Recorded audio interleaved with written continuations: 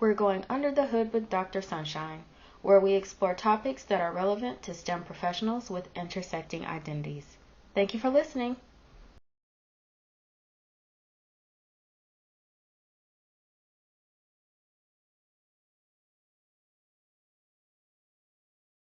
Welcome back, everyone, to episode 9 of Under the Hood with Dr. Sunshine. Once again, we're back with another illustrious guest, Dr. Jeremy Feaster. Hi, Jeremy. Hey, Sunny. Dr. Professor Ivy. No, it's great to be here with Jeremy, and we're going to dive into his research and philanthropic career in just a few minutes. So first, once again, I want to welcome you guys to this space for aspiring, current, or retired STEM students and professionals, where we go behind the scenes and talk about our experiences. And those who are friends and loved ones can also come and hear about those behind the scenes experiences as well. And so just to give a brief introduction about Jeremy, Dr. Jeremy T. Feaster is a research staff, scientist, and principal investigator in the Materials Science Division at the renowned Lawrence Livermore National Laboratory. His research focuses on utilizing advanced manufacturing, 3D printing, and electrochemical reactor design to tackle climate change and energy application challenges, including converting carbon dioxide from air into sustainable chemicals and fuels. And Dr. Feaster earned his Ph.D. and Master of Science degree in Chemical Engineering from Stanford University in 2018 and 2015, respectively. He also completed his Bachelor of Science degree in Chemical and Biomolecular Engineering at Georgia Tech in 2011. Dr. Feaster is a passionate proponent of uplifting communities of color. He started the Jeremy T. Feaster Foundation to amplify a culture of lift as you climb in 2012. A 501c3 nonprofit organization, the Feaster Foundation awards scholarships and provides mentorships to Black and underrepresented students across the nation who are driven to serve their community and help their fellow peers. So with that, welcome, Jeremy. Hey, well, when you say it like that, it sounds very impressive. But I'm glad to be here. Thank you for having me. You're very welcome. I feel honored, and it is very impressive. And to my listeners, this is not happenstance. Jeremy didn't just become who he is. Jeremy has been a trailblazer since I've known him. And we met in 2009 as undergraduate students at Georgia Tech. Jeremy was just as generous, just as bright, just as forward-thinking, and he had a visionary attitude from the very beginning. I would think, oh, I need to be more like Jeremy. And then I think, oh, I just don't have the time and energy for all of that. But 10 plus years later, we're circling back. We're both in the Bay Area, and it's great to talk to you about your research journey, your journey into philanthropy. And I think the listeners will really benefit from hearing directly from you and knowing about your experiences. So yeah, awesome. Sounds great. Yeah, so with that, we'll jump right into the first part of the podcast, which will talk about Jeremy's research journey.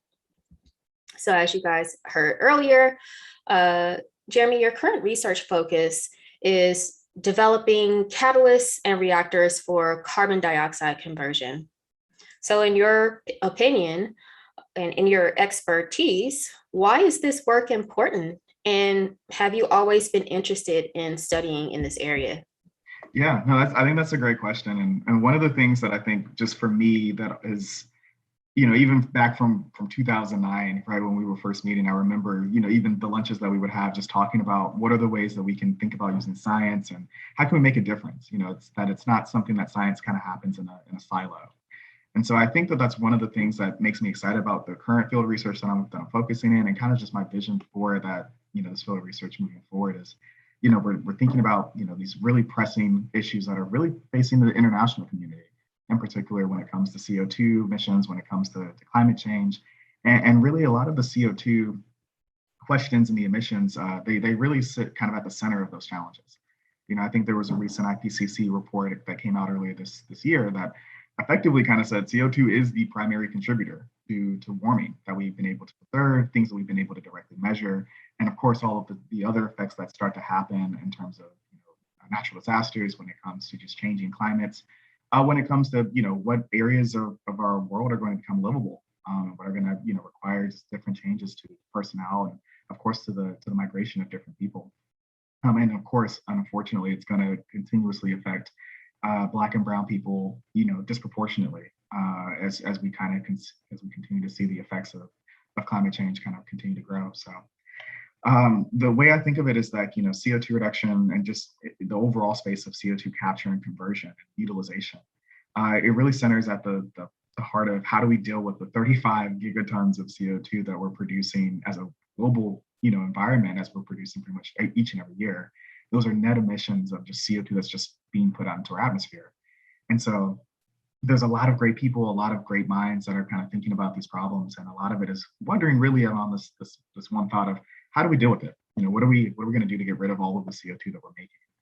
And so there's a lot of people that are working on carbon capture. There's a lot of people that are working on, of course, restricting the way that we decarbonize a lot of these different industries. Are there ways for us to mitigate and to minimize the amount of carbon that we're producing in the first place? And I guess really at the heart of my research is that it's, at some point we still have all of this CO2 that's already out of the atmosphere. We already have 414 parts per million concentration of CO2 that's just floating around that we breathe in, and it's only going to continue to increase. And so at some point we have to figure out, what do we do with all the carbon that we've already put out into the atmosphere? And what do we do with all the carbon that's being continuously produced?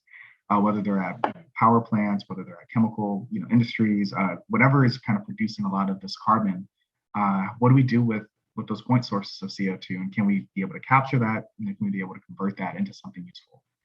And I think that's kind of really at the heart of what I do, is figuring out how do we use 3D printing, how do we use advanced manufacturing to make these kind of novel reactors. There's a lot of really, really good questions in terms of how do we be able to capture carbon? How do we be able to convert it? But then for me specifically, how do we actually take that carbon and use it for something, in a sense, useful? How do we turn it into fuels? How do we turn it into, sustainable chemicals and plastics, things that are going to be biodegradable? How do we actually start to really revolutionize the way that we think about our carbon economy?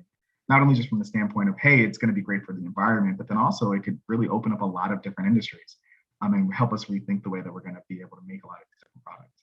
So that's pretty much what my lab does. Is we use 3D printing and advanced manufacturing because it pretty much it's a game changer. It allows us to be able to make chemical reactors and be able to do so in a way that's like orders of magnitude cheaper than the way that we currently make chemical reactors to do these kind of processes.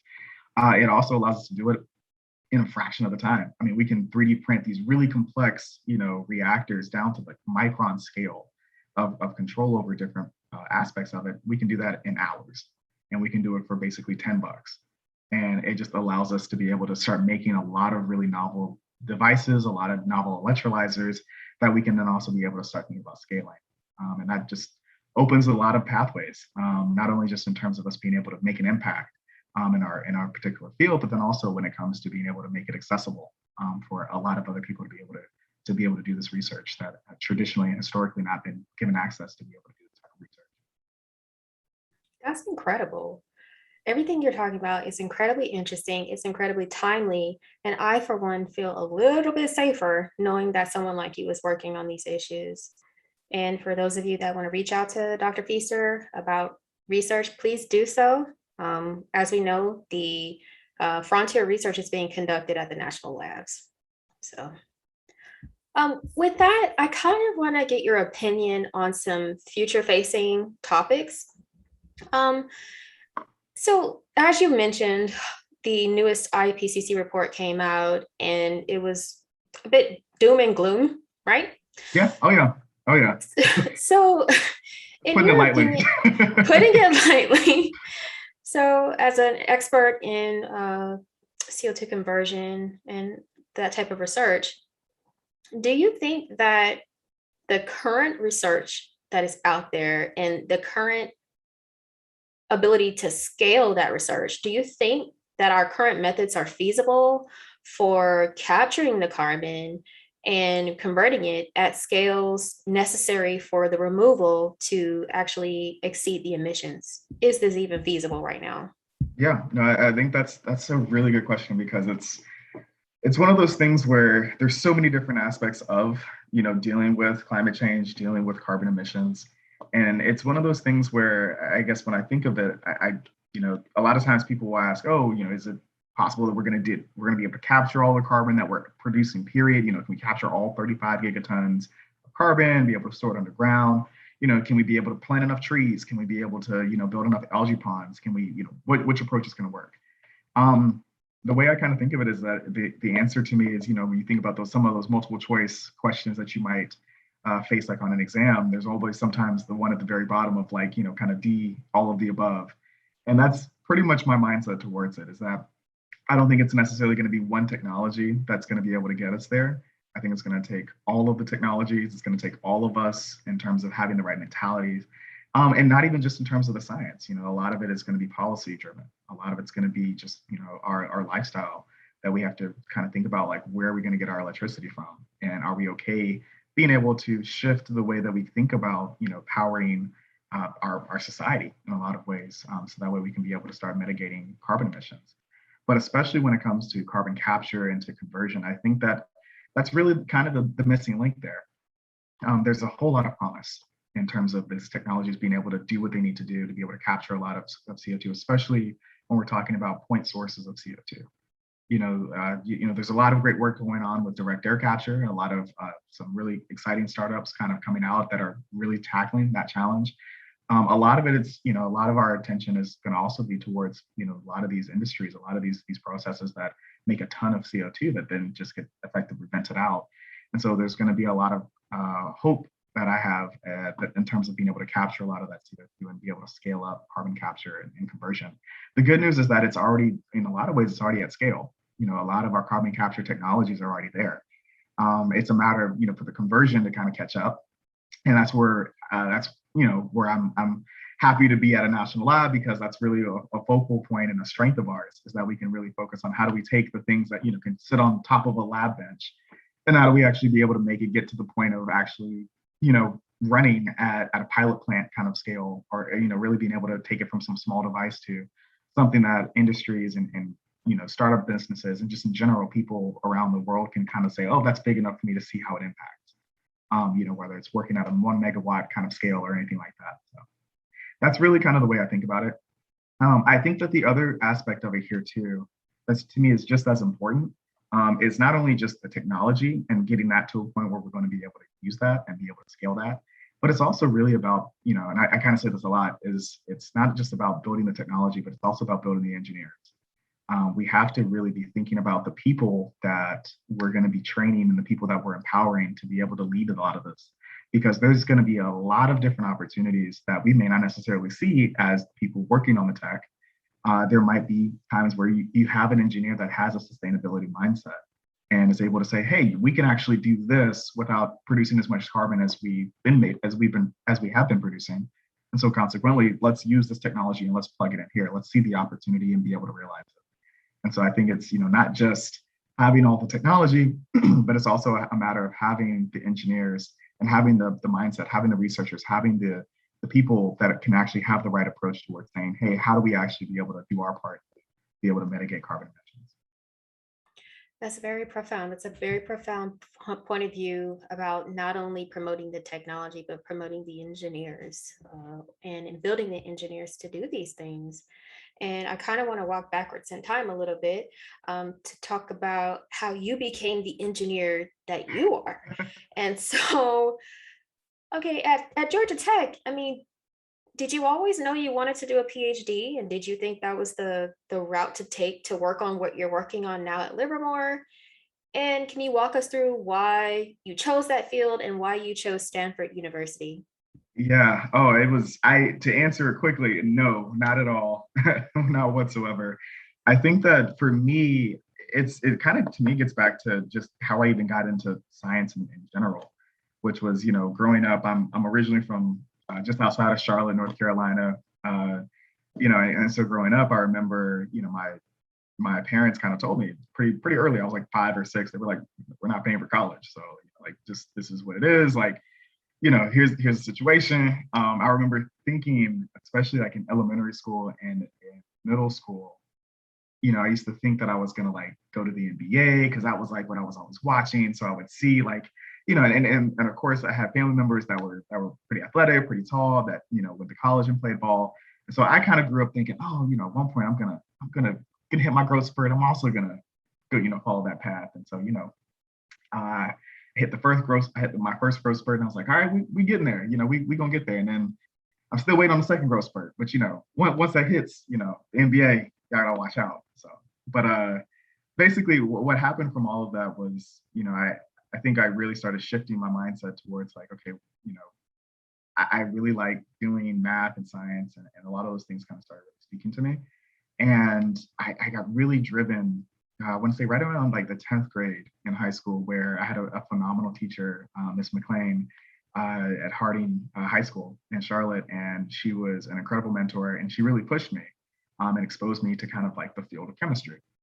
And so, to the point where I was looking for college, I was looking for a job basically. I was starting to think about, okay, I got to save up money to pay for college. So like, what jobs can I get? How can I start to earn some money to be able to afford it? I ended up applying for a job at a chemistry lab at UNC Charlotte with Professor Smedeke there, and had no idea what I was doing. Just was like, hey, they advertised it as like effectively like a dishwasher. I was effectively just cleaning glassware for like 6-8 hours a day for this chemistry lab. And it got me exposed to kind of this field of research that I had really no idea about. I had never really heard about it, never really thought about it. And from that experience, what it really kind of showed me was, as a part of that research, just, cleaning, I'm literally cleaning dishes for like the first 2 weeks. And eventually, the research that they're doing is really cool. They're doing some stuff for like water purification. So I got kind of really interested in it and started reading papers, and had no idea what the papers were meaning, but I was like, I'll, look it up, I'll figure things out. And I eventually approached the professor to ask him just, hey, I have like 4 weeks left. Do you mind if I like kind of play around with some ideas, try to, maybe try to do some interesting stuff? And he was like, go for it. He kind of gave me especially for a 16-year-old, high school student, who's been just cleaning all your glassware all summer, he was like, go for it. He just, kind of trusted me with that. And that really, those last 4 weeks really showed me just how well you can be able to partner science and service. And especially when taking a mindset of science as a vehicle to be able to serve and help others. I was in those 4 weeks, I was able to make a device that actually purified water when you put it out in the sun, and it, broke down different things, and things worked far better than I ever thought they were going to work for that project. And that really kind of steered me towards thinking of a space of research, but not so much as just research for science or for a love of science or anything like that, but really research where you can do science as a form of service. And fortunately, I was able to get a full ride to go to Georgia Tech, and that really just, took care of a lot of the stresses and issues that I was dealing with. But then also at the same time, I had no idea what was going to happen after. I kind of thought of it as, oh, okay, I was able to get school paid for, and I'm going to go get a job, and these are the things that I've seen everybody in my space do. And then, of course, when people would talk, oh, I'd had professors that would actually ask me like, oh, you're really, you're doing really well in these classes. You should really think about, pursuing some kind of graduate education. And I would kind of, dismiss it as, oh, I can't afford it. I worked really hard to get the money to pay for college here. That sounds expensive. I ain't got it like that. And one of my mentors literally pulled me aside, and so he was like, no, seriously, you should really think about this. And I was like, kind of the standard pitch that I kind of gave most of them. I ain't got it like that. I'm just here. I'm here for a good time. I feel like this has been great. And he was like, no, they'll pay you to do research. They'll pay you to get your PhD. And I was like, oh, okay, that changes the game. And just understanding that, there are stipends, and just almost demystifying the entire PhD process, I think really opened my eyes towards like, oh, this is actually a pathway that I can pursue. And it gives me a way to be able to continue doing research, and especially doing research with a heart towards helping others. But then also to get paid for it. I was like, this is kind of the dream. This is basically like what I want to do for life, is be able to work on really cool and really hard problems and develop some really interesting technology, and especially be able to do it in a way that's going to be able to impact society and to show so many other people what they can be able to do, especially Black and Brown, the next generation of Black and Brown researchers. That's the dream. And so that's, what drew me towards applying for a PhD. And fortunately, I was able to meet some really great people at Stanford that, encouraged me, and that, as it kind of turned out, ended up really being champions for me as I kind of navigated different spaces, especially as a Black researcher. And at the end of the day, it worked out where that one conversation kind of completely pivoted my entire career in a lot of ways, to where to things that I did not think, and that I guess things that I hadn't been exposed to. But it kind of opened my eyes to something that I ended up pursuing, and I'm very grateful that I did. One conversation changed your entire trajectory. Yeah. So circling back to themes that come up over and over in our episodes, mentorship. Yep, absolutely. Having access to someone that's willing to just sit down and tell you things that you can't read online or in a book. Yep. That lived experience. It speaks so much to it, because it's something that, like you said, you can Google it, you can ask questions, but then just to have that person that can kind of give you that one-on-one, that specify, like, I know you and I care enough about you to be able to talk about these things and push you to being able to achieve things, that just goes, above and beyond in terms of the impact and the imprint that it really lives and it leaves on everybody's life. So. And so maybe a full circle moment.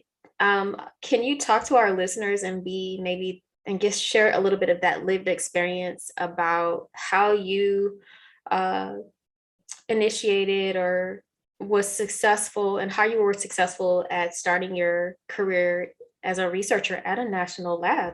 I know a lot of people that want to do this, and the process is a little bit mysterious. So can you give us a little bit of advice about how to be competitive for these positions? Yeah, absolutely. And I think that was, so I know for me, when I was graduating, I finished my PhD around the end of 2017.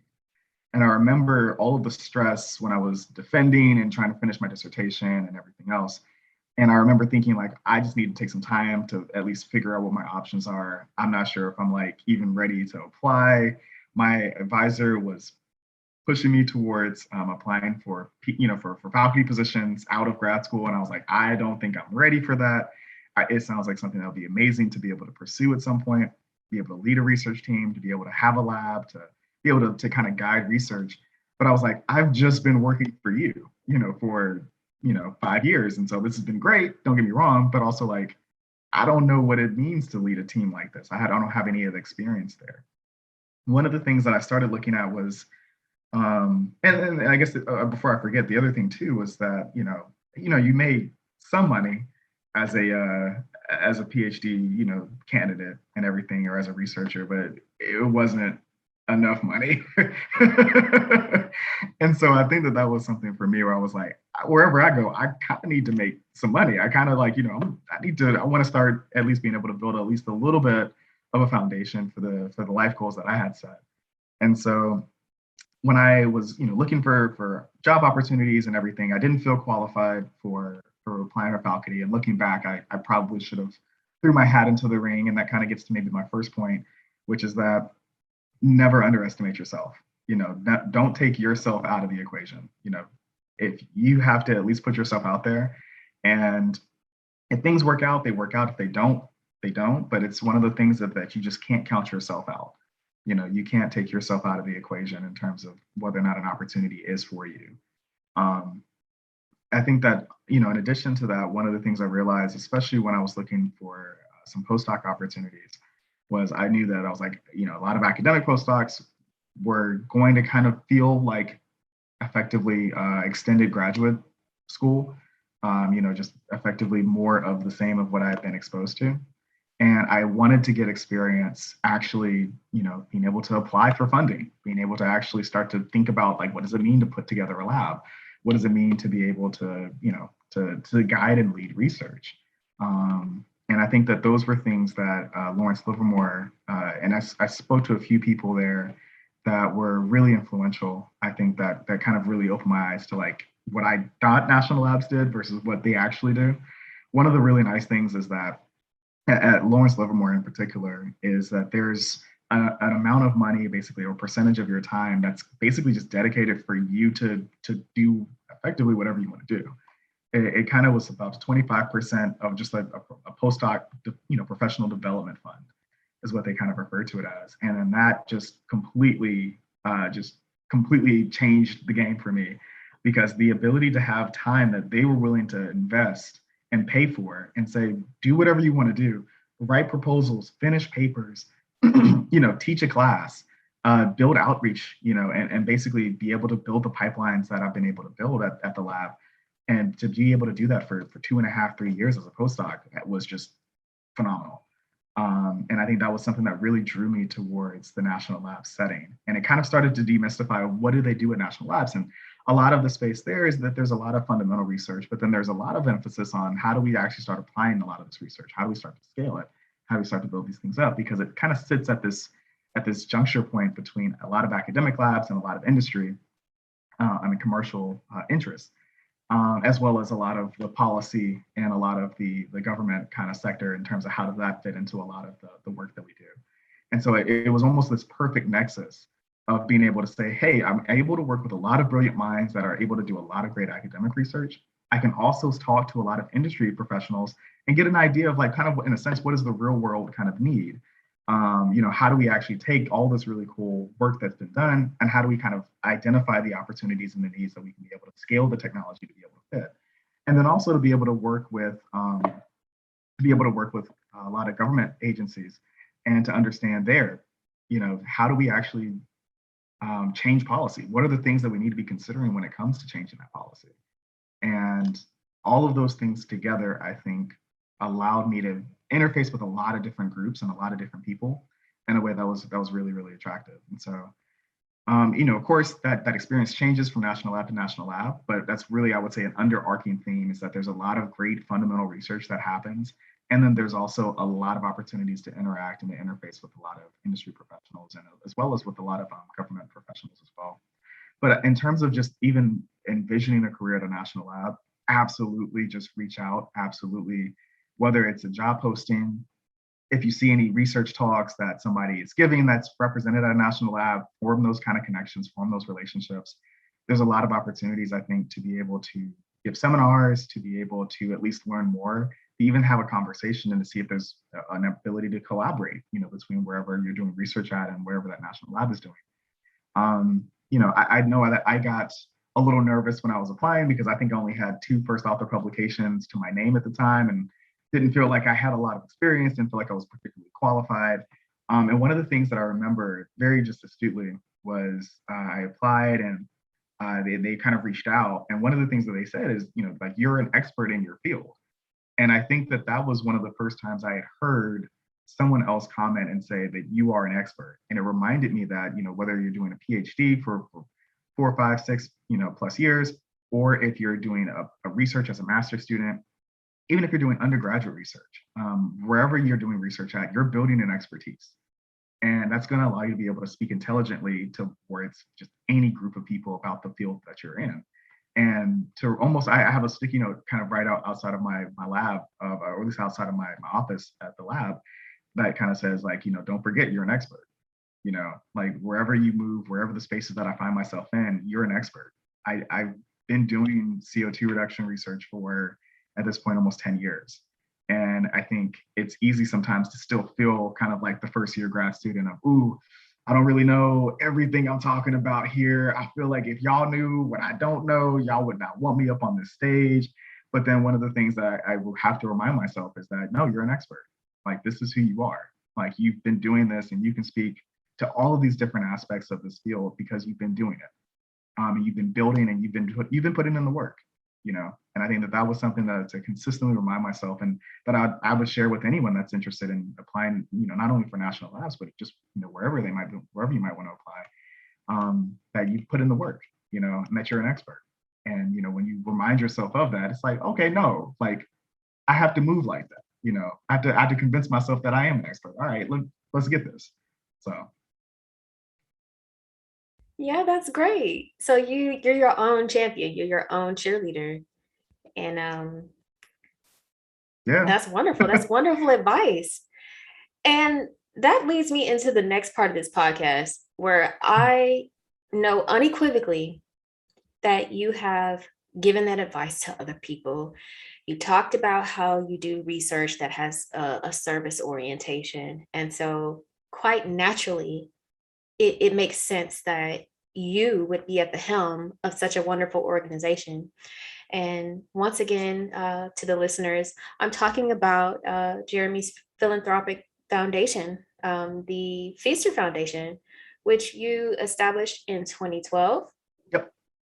And so, if you guys are keeping up with the timeline, he's in grad school. Well, I don't know about you guys, but I wasn't starting foundations in grad school. And so I'm super curious about learning the ins and outs and your vision for the future for the foundation. So the first thing Yeah. I want to ask you is, can you walk us through the steps that you took to conceptualize the foundation and legalize the foundation? Yeah. Yeah. And that was, man, that was, I'm thinking about that. That was almost 10 years ago as well. You know, we're going to be hitting our 10-year kind of just anniversary effectively coming up next June. And so that's actually how the foundation actually started. Is it started right before I went to grad school. So and even then the conceptualization of it was just that it happened probably around the same time that we met in 2009 was, you know, starting to do tutoring. I was doing a lot of tutoring on campus, and part of a lot of the conversations I was having with other tutors was we were realizing, like, you know, we're doing a lot of the work to help out, especially help other underserved communities, whether that's Black or Brown or, you know, just a plethora really. And it was one of those things of just like I saw firsthand just how much people cared, how much my fellow peers were putting in this work to be able to help others. You know, staying, you know, I remember we would stay up to 11 o'clock at night, 12 o'clock at night, tutoring and mentoring and just being like, hey, you can get through general chemistry. We can work through those classes. We'll get you through the tests. You know, staying up all night, you know, giving review sessions for final exams. Um, all of those things kind of just showed me the amount of work and the amount of effort that so many people are already putting in, you know, and that in a lot of ways isn't really necessarily called out. It's not really necessarily recognized. And so towards the end of my time as a undergraduate student at Tech, I realized that, you know, I ended up, I graduated early and I had extra money left on my scholarship. And so I kind of approached, you know, the kind of the scholarship, the STAMP scholarship at Tech, and it was Chafee Vietz that was the director. And he had just started probably about a year in or so. And so he's kind of got, you know, this 21-year-old, you know, kid kind of coming to him like, hey, I got an idea. And I started thinking about it. It really, the inception of it was I wanted to do something that was going to recognize the service that people were doing. And you know, it kind of began as I wanted to do a scholarship based on just community service, you know, where it's like, you know, there's so many merit-based scholarships and all these other scholarships and everything else. And I wanted to have something that was like, if you are Black or Brown and you're doing community service, this is a scholarship for you. And so I kind of pitched this idea to him. You know, he's like, okay, this sounds great. This sounds great. And then of course comes the question that I was super nervous to ask, which was, can you give me money to do this? Can you give me the money on my scholarship to do this? And, you know, I kind of was really nervous and I absolutely lowballed myself. I think when I approached him, I think I was just like, yeah, because you remember him asking, he was like, how much money do you need, you know, to be able to do this? And I was like, maybe $4,000. And looking back, I'm like, I wish I had added some zeros to that. Like, why did I not just be all of it? Just whatever you got, just pass that. Let me know. But that was 21-year-old Jeremy, just, you know, thinking, oh, if he gives me 4,000, that's a lot of money. You know, I've never really had that much money like that. So I was thinking that even at that time that was a huge number. So one thing I would definitely say, always ask above what you think is reasonable. Ask for as much as you think you can get and go from whatever kind of happens from that point. Fortunately, they had to kind of work some things out. to the point where even Bro Stamps gets involved, the founder of the scholarship, and is like, no, let's make it work. You know, just give them the money. This is going to be great. And so I started it, and so literally just you know, I'm kind of, again, 21-year-old kid. I'm about to start grad school. This was like summertime of 2012. I'm about to start grad school. I have $4,000, just a check of $4,000, and I have no idea what I'm doing. And I was like, you know, it was all these ideas of like, oh yeah, we're gonna do scholarship. And I was like, how do you do a scholarship? How do you even do any of the things that I'm talking about doing? And so, of course, because this is just who I am, is I went to a bookstore and bought like How to Start a Nonprofit for Dummies. You know, I was like, all right, so now I got, you know, $3,950 left after I bought some books to try to tell me what to do. But honestly, a lot of it was just, it started growing because I kind of had this idea, and it's kind of led it into a lot of our mentorship programs, which was like, you have a passion, and there's an art to going from passion to action, and being able to just take that first step. And I'm a big believer in the idea of the hardest step is going from 0 to 1. It's just, how do you be able to come with nothing and say, okay, how do I turn this nothing into at least anything? Even if it is just a PowerPoint slide, even if it's just something that I'm having to create from scratch. And then, you know, again, what it does for me is it's kind of this concept of momentum or inertia. It allows you to be able to build some kind of system. It allows you to start to be able to cultivate something that then allows you to build and to bring others alongside of you to be able to continue towards the vision, and be able to really be able to achieve kind of whatever you're trying to achieve. And so from that point, it was literally, you know, I got the book, I started reading through it, I devoured the book and was like, all right, I think I have an idea of what I'm doing. It says I need to, you know, come up with a name. And so I remember spending, I want to say it was like 2 weeks trying to come up with some name that was like the perfect name for the organization, the perfect name for the nonprofit. You know, I went through so many different iterations, and at 2 weeks in, I didn't have a name. I still didn't have a name. I didn't have a name that I was happy with. And I was like, I don't know what I'm doing. And so I remember I was like sitting at like my, you know, I was at home back in Charlotte, sitting at, you know, at the kitchen table, just like, I don't know what I'm doing. It's like literally like all crumpled up, like sticky notes and everything, because I'm a sticky note person. It was a bunch of crumpled up sticky notes. And I was like, I don't like any of these names. I've been trying to do this for 2 weeks. Maybe I shouldn't do it. And my mom just like walks by and she's like, you know, like, what's this mess? What are you doing? Like, I don't know. I can't come up with a name. I can't come up with a name. I'm stuck. And she was just like, this is why you haven't done all of the work that you've been wanting to do. This is why you haven't got this thing moving, is because you don't have a name. She was like, call it after yourself and be done with it. Just start helping people. It's more important to help people than to have the right, you know, founding name in order to partner with it. And I remember that lesson because I think what it did is it kind of got me out of, in a sense, it kind of got me out of my own head. And so I was like, okay, you know, and of course, if she's listening to this, she's going to be like, oh, of course, you know, she's always. But basically, what it did is it just kind of instilled this other lesson in me, which was like, move. A lot of times we get in our own way. A lot of times we allow our own thoughts, our own, you know, limitations, our own self-imposed limitations to prevent us from doing the things that we know we're supposed to do. And so I remember just, you know, literally the next day was like, it's the Feaster Foundation. That's the name. And we're just going to start doing it. You know, I literally filed articles of incorporation to actually create an organization legally in the state of North Carolina. Was able to then get an employee identification number, and it just started building. The things started actually happening.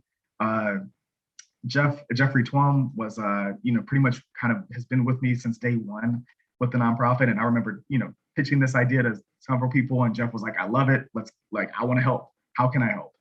And it was like, I don't know what we're going to do, but I'm glad you want to help. So let's figure it out together. And that's pretty much been kind of the story of the foundation. It's been a lot of learning on the go, a lot of, you know, lessons, both good ones and bad ones that we've kind of, you know, been able to walk through and understand and learn. And you know, I remember, you know, the first time we gave out scholarships in 2013. So we were, you know, kind of working towards it, and we actually were able to raise about $500 for our first scholarship. And I remember looking, you know, we get up on stage at, you know, the award ceremony and the Tower Awards for Georgia Tech. and we're giving the speech, and we're like, again, we're these like 22-year-old, just like we're nervous, like we look like the kids in the audience. We're just like, we got a scholarship for this person.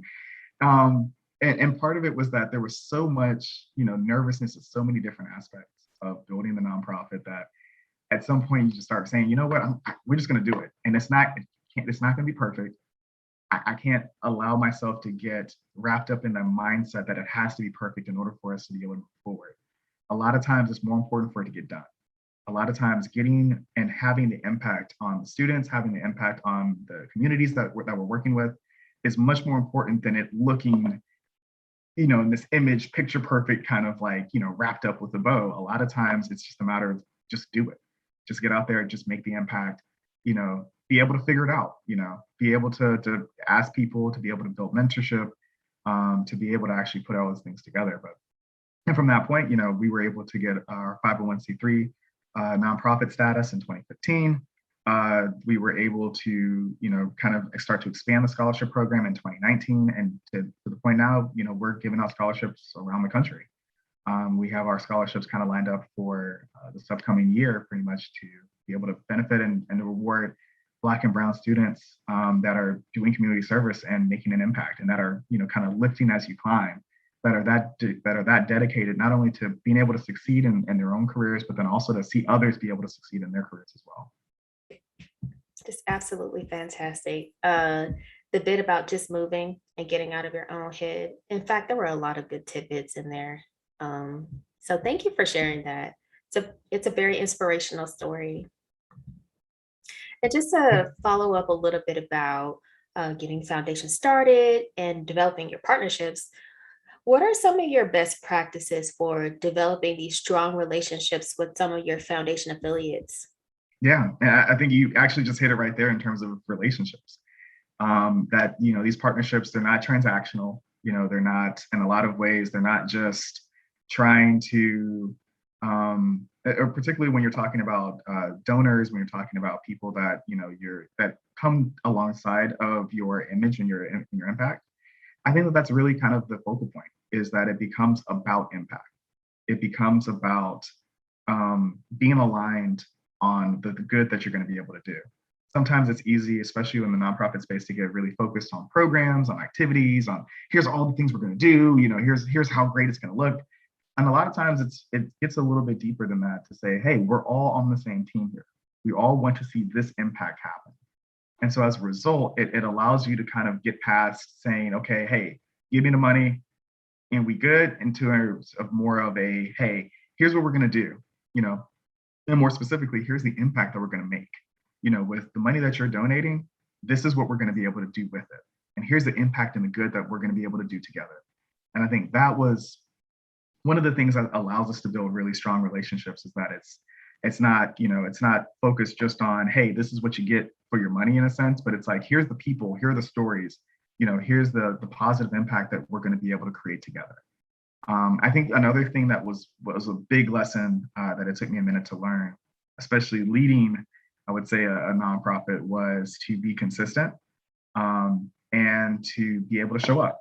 Sometimes it's just a matter of saying, hey, we have to have some level of consistent communication, whether it's consistently communicating to our donors, whether it's consistently communicating to our affiliates, to our partners, even to our scholars. We follow up and try to maintain relationships with our scholars, because we want them to continue to be able to go out and be able to make an impact, even after they kind of have received our scholarship. And that's one of the strongest things that I'm really, really happy about, is that the impact that our scholars have been able to make, whether it's starting their own organizations, whether it's making their own impacts, that's what we wanted to see. That was the vision, was that it's not just something that exists within the Feaster Foundation, but that every student, every scholar that comes through our foundation, whether it's through mentorship or whether it's through scholarship, whether it's just from, running into each other at a seminar or something, we want them to be able to make a better impact because of the things that we were able to share. And that's at the heart of it. And I think that kind of gets exactly to the heart of being able to build strong relationships, because, there's an authenticity behind just wanting to see that impact that allows us to be able to show that we're on the same page, whether it's with affiliates, whether it's with donors, or whether it's even with our scholars. That's great. And that brings me to my next question. And you just touched on it. You talked about how the your works and the impact have been beneficial for your student recipients. And so I'd like to know a little bit more in detail about how the foundation has impacted your student recipients so far. Yeah, yeah, absolutely. I mean, it's kind of it's a source. It makes me smile when I think about it, because since 2013, it's this idea. Like I said, like 10 years ago, it was just literally an idea, but now we can say, it's all about that impact. It's we can say, oh, we've awarded $10,000 in scholarships, to students. We've mentored hundreds of students around the country. We've helped them start their own nonprofits, in different areas of the country. But I think that that's really, to me, the biggest thing that it makes me just, fills my heart up, is that we're able to show that these kids have gone off and continue to make some really great impacts, whether it's starting their own 501c3s, whether it's just being able to encourage and have this mentality of lifting as you climb, and that they're able to impart on effectively everybody that they meet, and on their peers. And we kind of have this mindset of it's all about exponents. It's that you're talking about an exponential impact, and it's something where not just limited to, oh, we're only going to be able to help these students today, or we're only going to be able to help these people here, but there's a sustainability in the leadership and in the mentorship that we're able to provide that allows them to be able to replicate, and be able to add to that, to the point where now it's no longer just a 2 times or 4 times or fourfold kind of impact. Now we're talking about them being able to set up their own institutions, being able to set up their own foundations, their own initiatives, to be able to make that impact and to continue to make that those strides towards being able to share the same image, the same mentality, the same message, with their communities as well. And so it becomes just this exponential increase of impact and of a positive nature, especially when it comes to representing and showing that you can do community service alongside of all of the other things that you might be doing in your career. And in a lot of ways, they're complementary. They go hand in hand. And so I think that whole mentality of an exponential impact, is something that just, I'm really happy to be able to see that the foundation's been able to make over the last 9, almost 10 years. That's brilliant. And it speaks to the longevity of your vision. And it speaks to how you guys have been successful in implementing sustainable practices into your mentorship. It's very impressive. Yeah. And so you alluded to, I would say it's your motto or your mission or mantra, Yep. of lift as you climb. And I don't know if my day one listeners remember me mentioning this in episode 1. I was hoping to get you on the podcast, and you're here. Woohoo. I thought that lift as you climb was an especially poignant mission, because unfortunately, many people in STEM and academia, they don't lift as they climb. In fact, they pull the ladder up. So you ain't wrong. I'm not wrong. Not at all. So can you explain to the listeners why you chose that, why that's the central theme of your mentorship, and why it's so important for other BIPOC scholars to lift as they climb? Yeah. Well, I think originally it's coming from a quote from Angela Davis. And I think that even beyond there, it's something that I think just resonated, in the sense that, the barriers that we have to overcome, the things that have been put in place, that are the problems that are just as pervasive, honestly, kind of in society, they are things that we're not going to be able to deconstruct or to dismantle alone. We're not gonna be able to say, oh, I'm on my island and I've been able to establish my own little safe space here, and good luck for everybody else, but I kind of did it. Deuces, exactly, like I'm out. It's like that's not gonna happen. And I think that at the same time, I remember when I was starting, and I remember getting a lot of advice from some older Black mentors that I had at the time. And they were, kind of saying, oh, this isn't the right time. You got to wait till you're more established. You got to, wait till you made it. And then you can give back. Then, when you're 40, 50, then you have the resources. And I remember just kind of, politely, tactfully, but very, very firmly kind of saying, I appreciate that advice.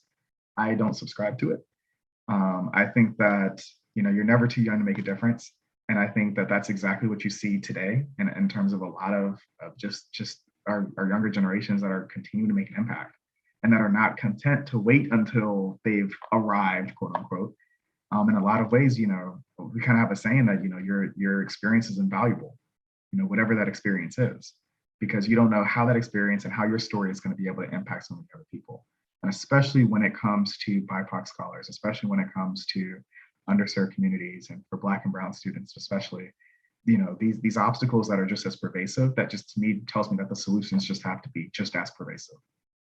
We have to be able to hit this thing exactly wherever it wants to hide, wherever it wants to try to embed itself, that's where we're going to be able to uproot it. It reminds me, there's a quote that one of our scholars, Lydia Livermore from Spelman in 2019, that she kind of mentioned in her application. And it's kind of stuck with us, actually. We kind of put it at one of our forefronts, is that, it's lifting as you climb really means it's an understanding that nothing really happens in a vacuum. Nothing happens in isolation. I think her direct quote is that we're not solely products of our own efforts. We're not basically in this thing by ourselves or isolated, but our families, our friends, and our communities kind of propel us towards and forward towards success. And they can inspire us when our energies are depleted. And I think that it's something there that, just when I can reflect on my own experience, when I can reflect on all of our scholars, and it's a consistent theme, just across the board, that it's not just us. It's not just, it wasn't just Jeremy getting his degree, getting degrees from TAG and everything else. It was mentors, it was friends, it was people literally saying, hey, are you hungry? Let me cook, let me get you something to eat, let me give you a place to stay. When I was in California, and looking for family and feeling homesick and realizing like I'm on the other side of the country. It was having mentors that were able to say, just come through for the holidays. We got you. We'll give you a place to feel community. We'll give you a place to recharge. We'll give you a place to be safe, to be able to voice, your concerns or your, the things that you're upset about. And to know that you're going to have comfort, you're going to have support, to be able to vent, to be able to be encouraged, to be able to be edified. I think that there's so much to that we get and that we gain from a community approach towards building and dismantling a lot of the things that are, we're building a lot of the positive things and dismantling a lot of the negative things that are kind of present day. And I think that at the end of the day, it's kind of at the heart of it, is that, together, if we're all lifting each other up as we're all climbing together, we can all be able to overcome a lot of the burdens that I think have been placed in front of us. Wonderfully said. Wonderfully said. And in fact, over the past 18 or so months, we've really had to rely on our networks, our communities, to keep ourselves uplifted. Yeah. And I'm just curious, over this period of global challenges, I'm wondering if this has impacted the foundation in any way, and if so, how? Yeah, if anything, it's kind of funny. Part of our little curriculum that we've developed for our mentorship, one of the things there is being culturally relevant and aware, especially as a leader. And I think that one of the things that, with the start of COVID, and of course, also with a lot of the racial unrest and just the police brutality and systemic oppression that became at the forefront during the summer of 2020 and beyond, it really challenged us to say, hey, we normally been doing this Lift As You Climb scholarship. Things have been going great, but what are we called to do in this moment? And I think that caused us to really pivot our scholarship that year, and that we're going to continue to do for this year, to really be able to address a lot of the racial injustice that has been to be frank, that's been at the forefront, and that it's ridiculous that it's been, that it's taken this long for us to get to the point of being able to really try to rectify it and to truly dismantle it. And so actually what we ended up doing is originally we were thinking of, we can do a Lift As You Climb scholarship, just, specifically for maybe these kind of communities. But then we really kind of felt led to effectively to create, we call it our Justice for Bree scholarship, especially kind of given the injustice that occurred and that is still occurring for Breonna Taylor, and how we're going to continue to call for justice on her behalf. And I think that part of that scholarship was, with her story of being an award-winning EMT responder and everything else, what we ended up doing was we created a scholarship that awarded Black and Brown students that were involved in the healthcare industry. And so if they were, involved in especially serving on the front lines of COVID during as we've been in this pandemic, we wanted to be able to showcase their stories and to really be able to say, here's so many other people just like Breonna Taylor that are just wanting to make a positive change, that are sitting there and going above and beyond and responding in the moment of a lot of crises, to still be able to serve others, to still be able to put others first, to still be able to lift as they're climbing. And so, we were able to award scholarships around the country. We were able to support just Breonna Taylor movement. And we're looking forward to being able to do the exact same thing this year as well. And in addition to our Lift as You Climb scholarships. And that's just kind of how we it's at our heart. It's at our heart. So we're wanting to amplify this culture and the community of lifting as you climb. And that's what it looks like, is being able to respond in real time, to be able to do the things that we can do. That's great. And you've pivoted to support people in response to this global crisis. And so thank you for that. And that should be evidence enough for our listeners to be excited to support the Feaster Foundation. So can you tell us, where do we go to donate or make contributions to the foundation? Absolutely. Yep. So I would say there's really two ways that we're really looking for and needing kind of support. The first is to donate. You could go to www.feasterfoundation.org. You can go to our donate tab there. We have, we can accept checks, we can accept Cash App, PayPal, etc. There's a lot of different ways to give. It's pretty straightforward. And, we're really looking, specifically right now, we're really looking to build our scholarship fund. And so that fund, all of the dollars that basically get donated to our scholarship fund directly go to our students. And so we're just looking to be able to increase the amount of students that we can be able to help, especially whether it's for the Lift as You Climb scholarship or if it's the Justice for Breonna Taylor scholarship. There's a little tab that allows you just to effectively select which scholarship fund you want to donate to. But that's really the first way that you can be able to definitely help and support the initiatives and the efforts that we're doing. And we're incredibly grateful for any amount, any contribution. The second thing is also to volunteer with us. We're always looking for volunteers, whether it's helping with our mentorship program, whether it's being able to expand our impact. We're super excited to have anybody that's motivated, that has that same passion for lifting as you climb, to be able to join with us and for us to be able to work alongside of you, and to join alongside of you to be able to continue to make the impacts that we're making. And so you can, of course, also go to feasterfoundation.org. You can reach out directly to us, to the team, and we'd be more than happy to continue to have conversations to figure out, whether it's speaking or being able to share experiences, share resources, any and all of the things that people are willing to give, the time, talents, and energy would be just phenomenal. And so either of those two ways will be great ways to be able to partner with us, and then, be able to continue to see how this impact can continue to be able to expand. Okay, wonderful. And I'll also link those pages in the description box. So thanks, Jeremy, for sharing all of that wonderful information about the Feaster Foundation. And we look forward to following your guys' progress over the next 10 years. And so in the spirit of Under the Hood, okay, I want to ask a few questions that poke at the nuances of being someone with intersecting identities in STEM, and particularly in research. Yeah. So segueing from talking about the Feaster Foundation into Under the Hood, have you faced any challenges with running your foundation while being a full-time researcher? I can't even begin to talk about some of those challenges. It's, I'm not gonna lie, there's been times where it's been tough. I'm a fully believer in being transparent, and there were times, especially in those first few years, where I was exhausted.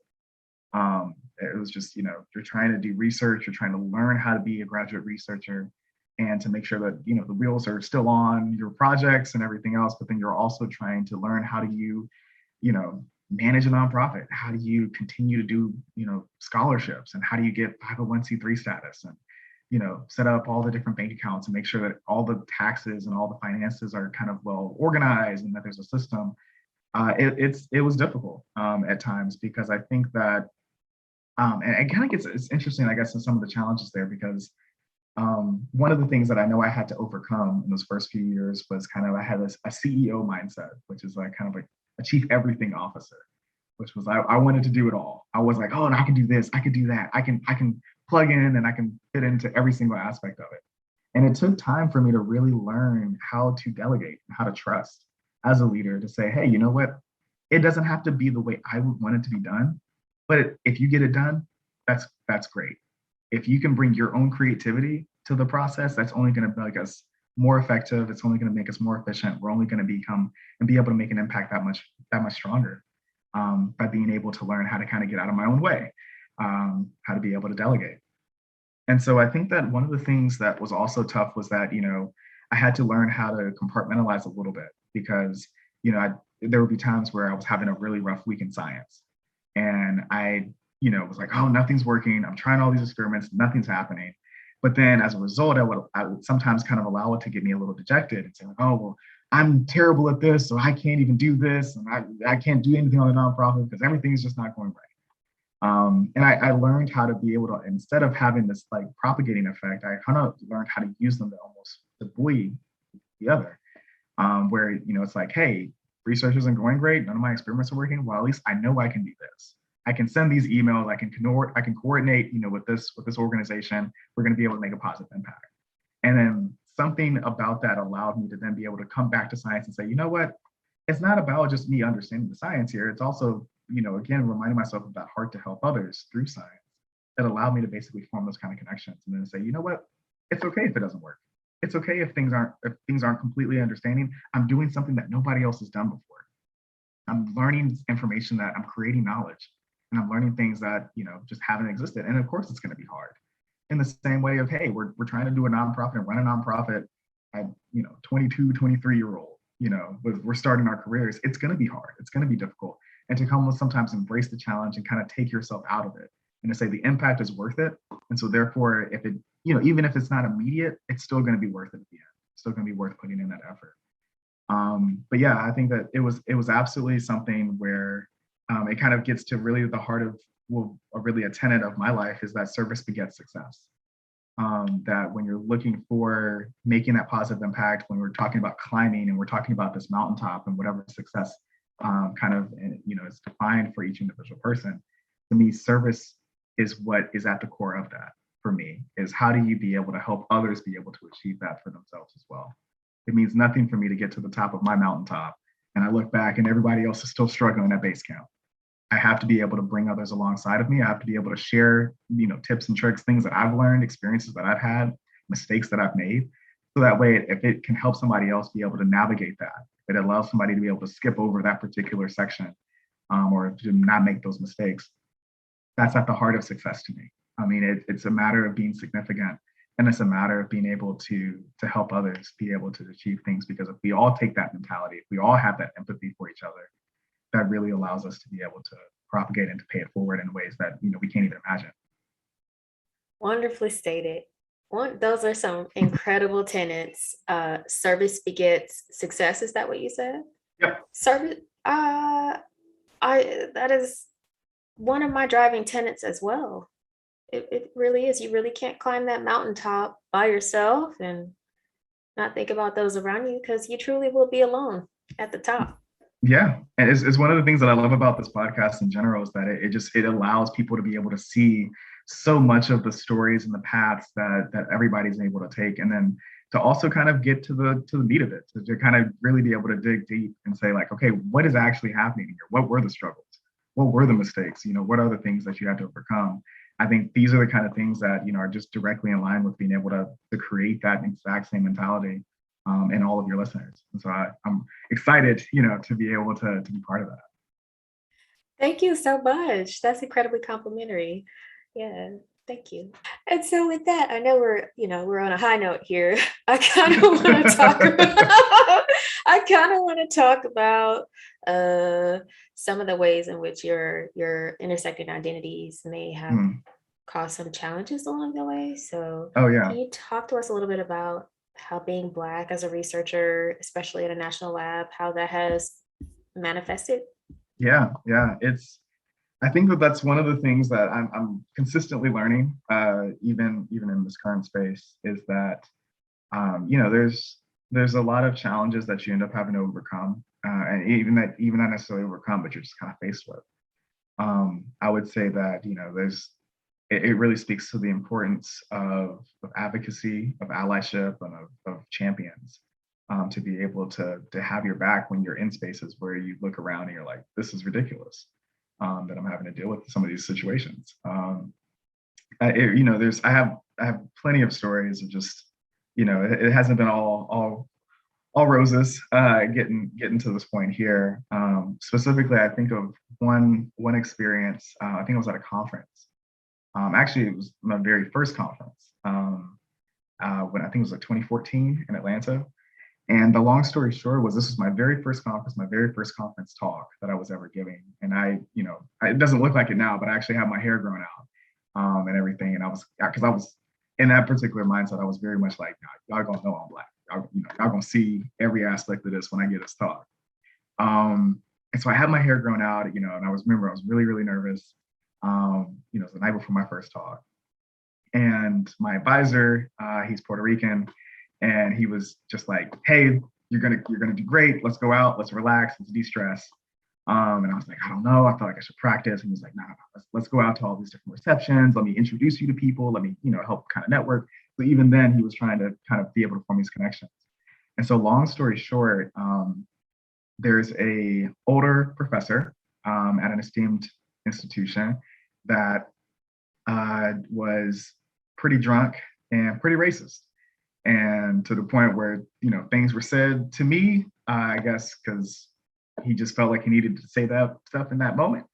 And I will never forget this moment of, I'm here, I am, I think I'm 23 or 24, and I have a talk the next day, and I'm like, yo, he's just I'm just not giving the talk. Like, this is just what's going to happen, And before I even got an opportunity to even respond, my advisor, my PhD advisor, who did not have tenure, he was still like trying to establish himself, is in this guy's face, berating this guy, telling this guy, like, you do not talk to my student like that. You don't talk to anybody like that. How dare you do this, this, and this? Like, and you have to understand, my advisor is the nicest person, super, super friendly, super, super courteous. But to see him be willing to say, this is not acceptable of how you treat people, and especially this is not what you say to a Black researcher, this is not what you do in this particular space, and I will not stand for it.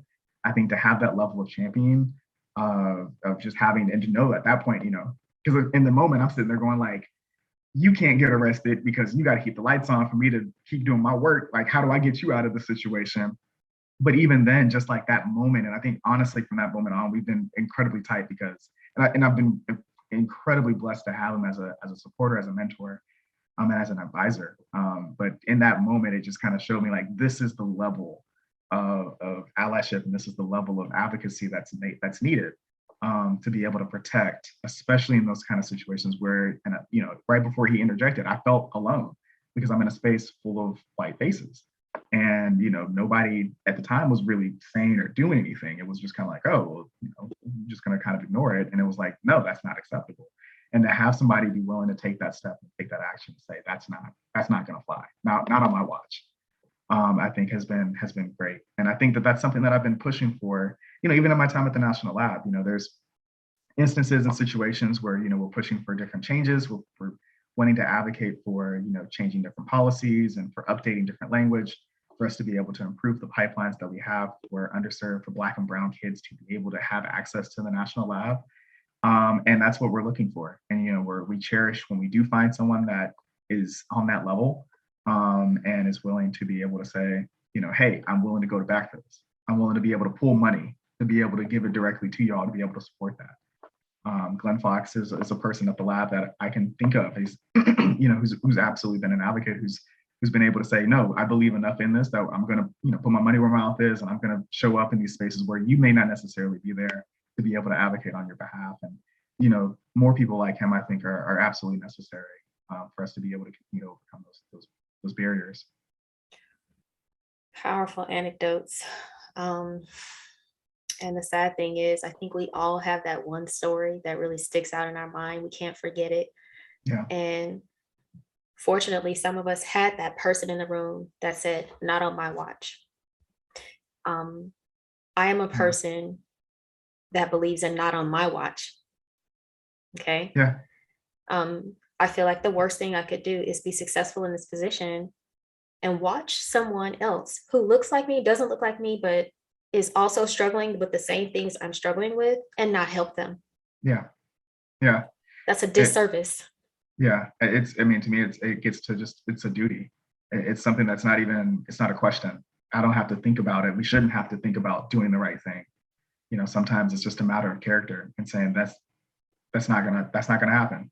And I can't let it happen. It's not even a question of should I let it happen or what do I risk losing if I don't do anything. It's like, no, this is automatic. It's a knee-jerk response. Like, nah, this just doesn't work. Not gonna happen. Not gonna let it happen. So Sorry. yeah, Sorry, sorry. not sorry. That's what it is. Yep. And so thank you for being so candid.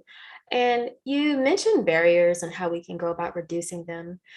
Um, you have a special intersecting identity of being a researcher and a philanthropist, and you're great at both. And so from that perspective, what are some of the ways that we can actively reduce barriers for BIPOC Mm, participation and representation in research? yeah. That's a great question. I think that to me, it depends on, where. I think there's something that everybody can be doing, whether you identify as BIPOC or if you identify as an ally. I think that there's things that you can absolutely be doing to be able to reduce those barriers. I think that for one, if you're kind of sitting at that intersection or wanting to do that kind of work, and there's things that you do want to be able to do to make a positive impact. My biggest thing is kind of just echoing back to when I was at at the kitchen table, just get it done, just start, begin in so many different ways, to start with that passion and be able to turn it into action. And a lot of times it's just starting to do something, and it's not going to be perfect. It's not going to look great all the time. But it's really going to be something that, is you're going to look back and be grateful that you began doing something, that you began, really thinking hard about what are the ways that you can be able to make that impact. I think that one of the things that is just necessary is that there's really a difference between being at the table and then effectively having a voice. And I think that there's got to be more opportunities that are created for Black and Brown voices and spaces of science to be able to see the opportunities to change things and for them to be listened to, for them to be acted upon. It's one of the things that we've been pushing at Lawrence Livermore is that it's not just about recruitment, and being able to get more Black and Brown faces in the door, but it's about retention. I don't want to recruit people to join Lawrence Livermore if we're not going to be doing our work to be able to recruit it. And I'm sorry, to be able to retain the talent that we're able to bring in, and as well as to be able to advance. I think that that's one of the things that's, we can't just be satisfied with representation. There's got to be some level of participation. There's got to be some level of just of being active that has to be there. And I'm glad to say that I work with a lot of great people at Lawrence Livermore that are pushing on that front. But across the board, we have to be able to continue to push on that. So that way, when we do show up in spaces, we're not feeling isolated. We're not feeling powerless. We're not feeling as if we have no agency. We have to be able to say, no, here's all of the things that we're going to be able to do to make sure that you're valued and that you're going to feel that. Now you're going to see people that are going to step up and say, not on my watch. You're going to be able to see opportunities to say, hey, I want to showcase the work that you're doing. And not just because you might be a Black or brown person, but also because, you're doing phenomenal work, that you excel as a researcher or as a scientist. And that's what we want to showcase. And that this is what scientists look like. This is what researchers look like, is that it's not kind of what it has been historically, but that it's going to be truly something that of what it is and what in a lot of ways, what it kind of always has been and just hasn't always necessarily been represented. And I think that those are the things in terms of undermining the barriers, in terms of preventing all of that stuff from continuing to oppress people, is part of it is that you start to dismantle it.